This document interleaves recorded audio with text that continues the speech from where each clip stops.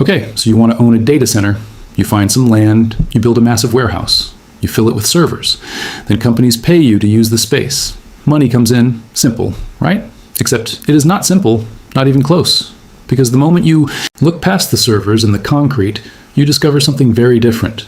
A modern data center is not really a building full of computers. It is an industrial power conversion machine.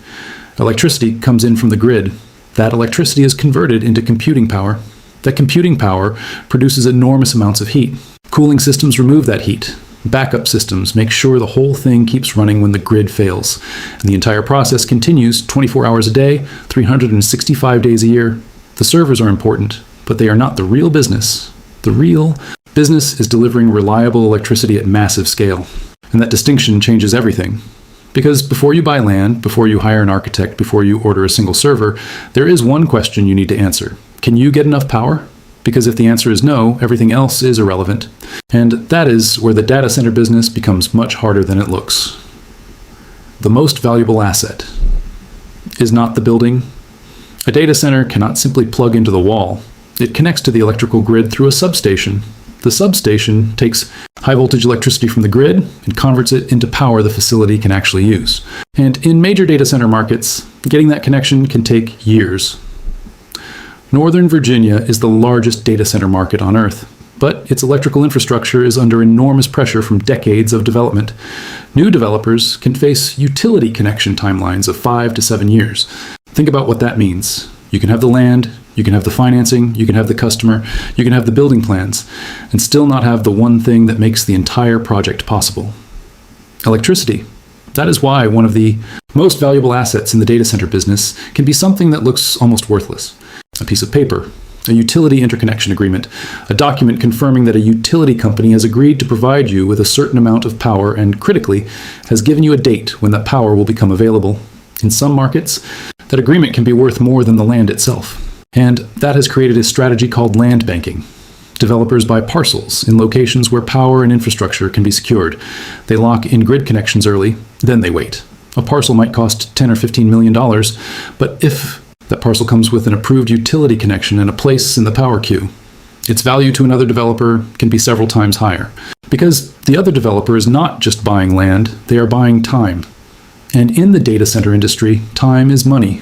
Location means something completely different. In normal real estate, the old rule is simple. Location. You want to be close to customers. You want to be near population centers. You want access to transportation. But data center real estate follows a different logic. You want electricity. You want fiber. You want favorable taxes. You want reliable infrastructure. And where possible, you want favorable weather.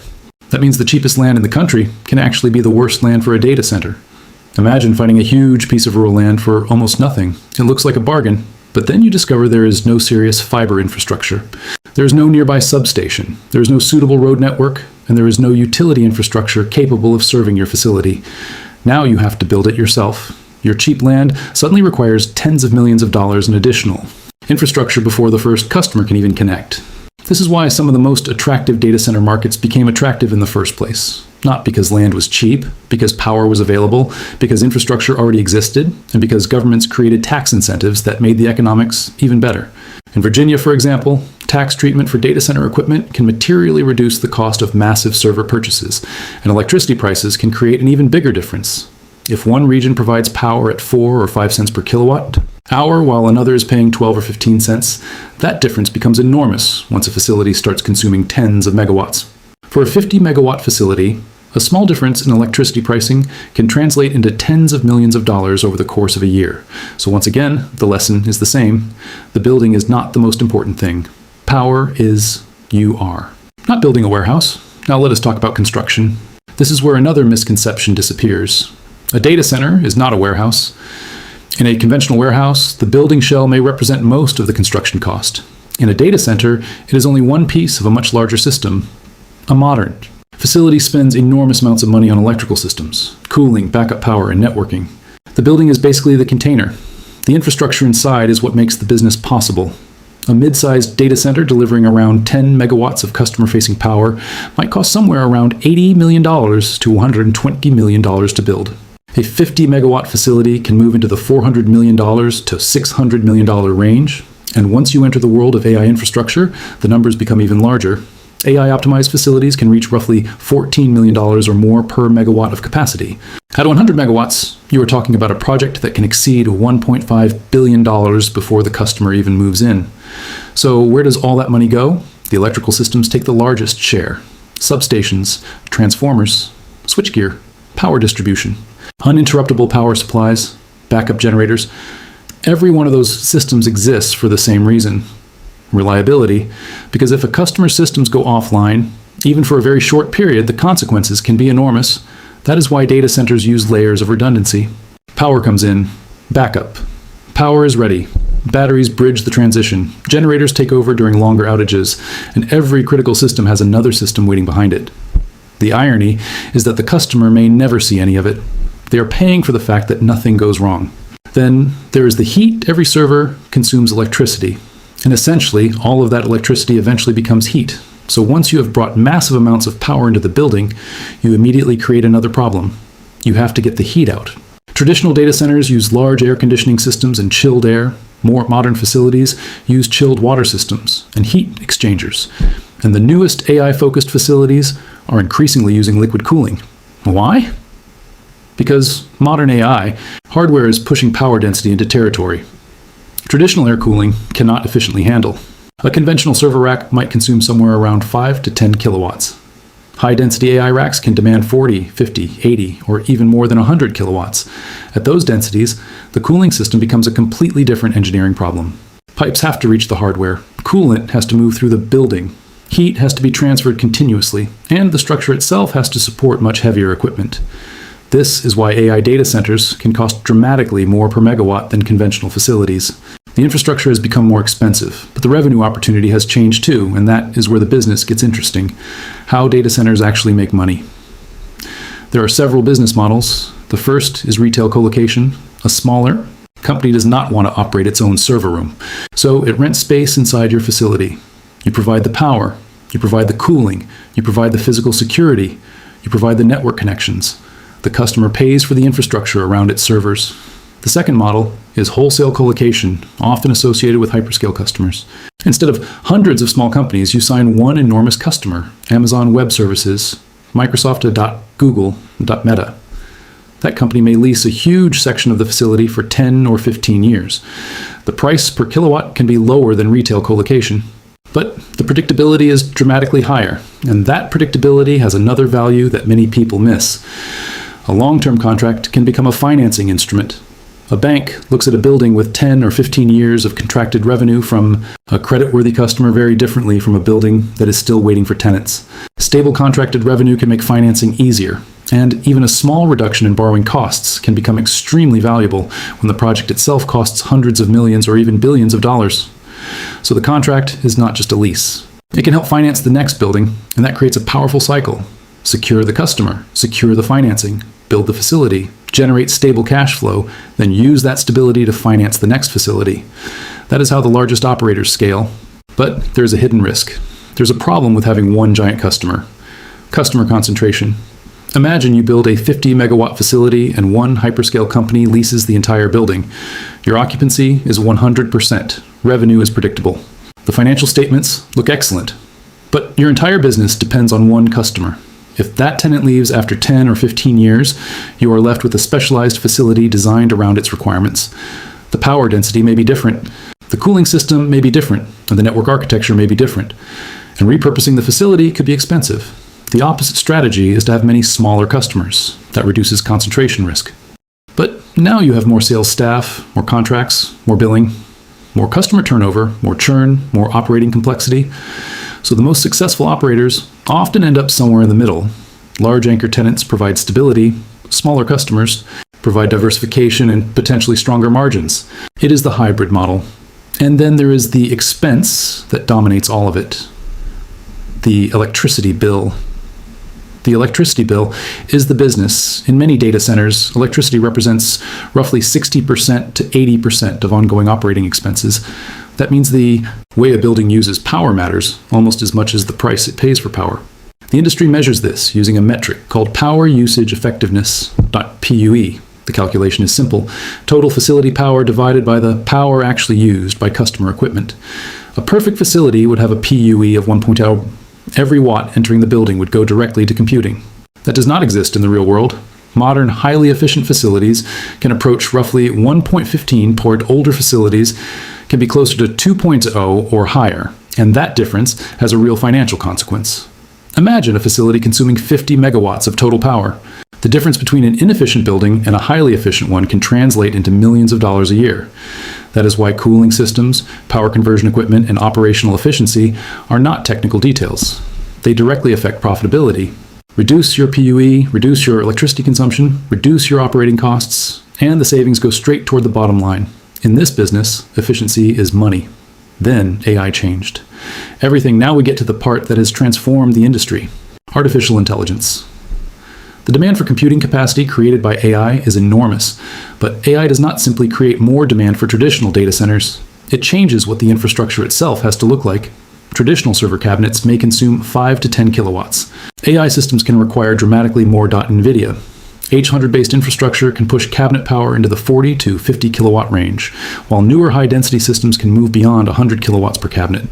That creates a completely different infrastructure problem. Air cooling becomes difficult. Liquid cooling becomes increasingly important. Electrical distribution has to handle much greater loads. Floors have to support heavier equipment, and the entire facility has to be designed around higher power density. That is why AI-optimized data centers can cost substantially more to build. But there's another side to that equation. AI customers are also willing to pay more for specialized capacity because they need it immediately, and that creates a fascinating economic question.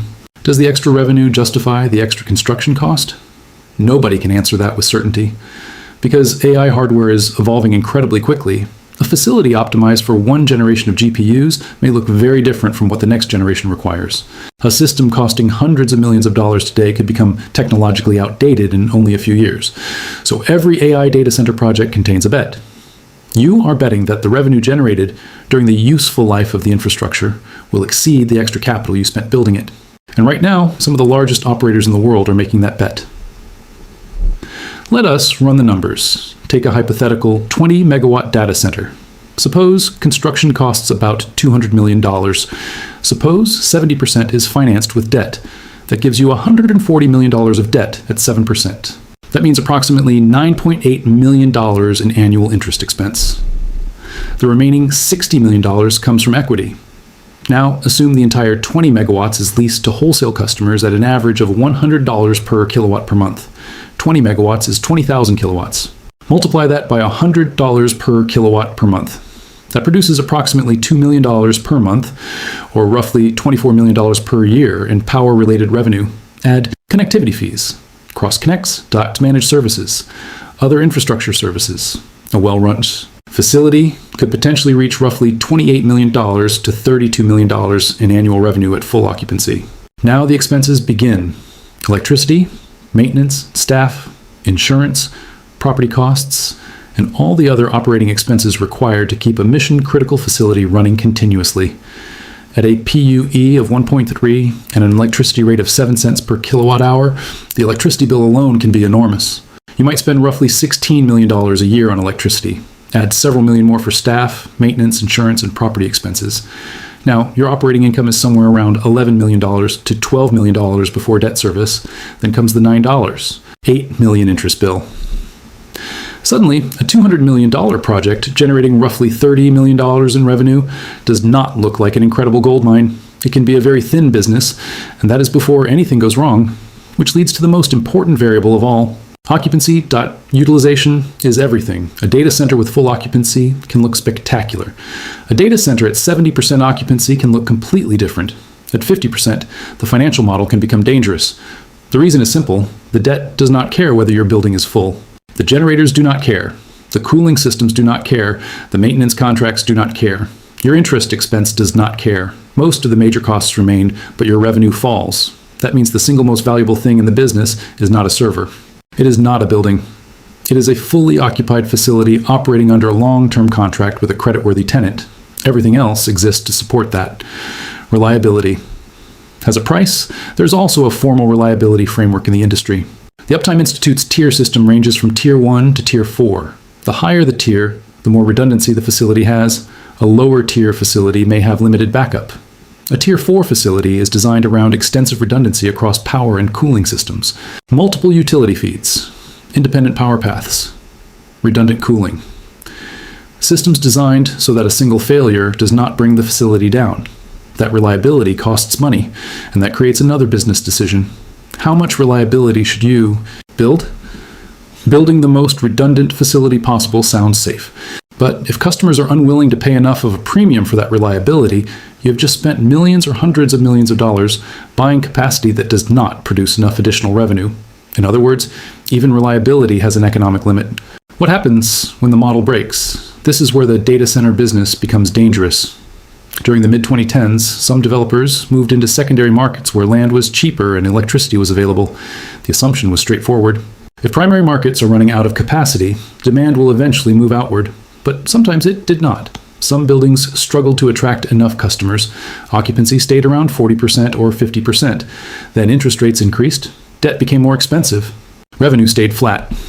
And facilities that once looked attractive became difficult financial assets. Some were sold below construction cost. Some ended up in foreclosure. Others remained partially empty for years. The lesson is not that data centers are bad investments. The lesson is that data centers are highly capital intensive, highly specialized, and highly dependent on assumptions being correct.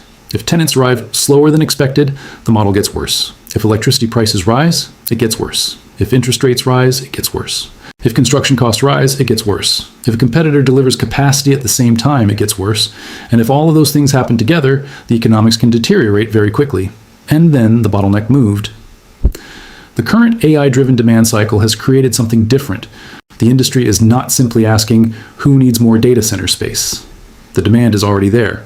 The question is whether enough infrastructure can be built fast enough to satisfy it. Hyperscale companies are committing enormous amounts of capital to computing infrastructure. That has shifted the bottleneck from customers to physical supply, and the biggest constraint is electricity. In major markets, developers can wait years for new utility connections. That forces development into secondary and tertiary markets, places where electricity can be secured faster, places near hydropower, places with available grid capacity, places where the infrastructure can actually be built. Then there's another problem: equipment. Large power transformers can have multi-year lead times. Generators can be backlogged, switchgear can be delayed, liquid cooling systems can become constrained. Imagine signing a major hyperscale contract and promising to deliver a facility by a certain date. Now imagine that the transformer you need will not arrive for 2 years. The customer still expects power. The contract still exists, the debt still exists, but the facility cannot operate at the promised capacity. That is the kind of bottleneck that can destroy an otherwise excellent project. So who actually wins? The winners are not necessarily the companies building the biggest buildings. They are the companies that understand where the scarcity actually is. They secure power before their competitors. They secure utility connections early. They control land in locations with real infrastructure. They build reliable facilities. They sign long-term contracts. They keep occupancy high. They manage electricity costs. They finance the next project using the predictable cash flow from the last one. And most importantly, they understand what the customer is really buying. It is not concrete. It is not steel. It is not a warehouse filled with servers. The customer is buying reliable computing capacity. And a reliable computing capacity begins with reliable electricity. That is why the most valuable asset in this business can be a megawatt that nobody else can access. The real business is megawatts. That brings us back to the original question. What is a data center? It looks like a building. It contains servers. It has fiber connections. It has cooling systems. It has generators. It has batteries. It has security. But underneath all of that, the business is much simpler. It is about controlling scarce infrastructure. The real product is reliable power delivered at scale. The real competitive advantage is securing that power before other developers can. The real financial asset is a long-term contract that turns future revenue into something banks are willing to finance. And the real risk is building hundreds of millions of dollars of infrastructure before you know whether every variable in your model will cooperate. That is why a data center can look like a gold mine from the outside while being a financial disaster underneath. Electricity prices can rise, construction costs can explode, interest rates can move against you, customers can delay, occupancy can fall. Technology can become obsolete, and suddenly the same building that looked incredibly valuable can become an expensive machine that consumes cash. But the opposite is also true. Secure the power, secure the customer, build the right infrastructure, maintain high utilization, control operating costs, and you can create one of the most powerful infrastructure businesses in the digital economy. Because as artificial intelligence demands more computing power, the industry faces a simple physical reality. AI runs on computers, computers run on electricity, and electricity has to come from somewhere. The companies that understand that reality early are not just building data centers. They are controlling access to the electricity that makes the AI economy possible. And that may be the real business of data centers. Not servers, not buildings, not fiber. Megawatts. Whoever controls that megawatts may end up controlling one of the most valuable pieces of infrastructure in the AI economy. If you found this breakdown valuable, subscribe to the channel and stay with us for the next business hidden in plain sight.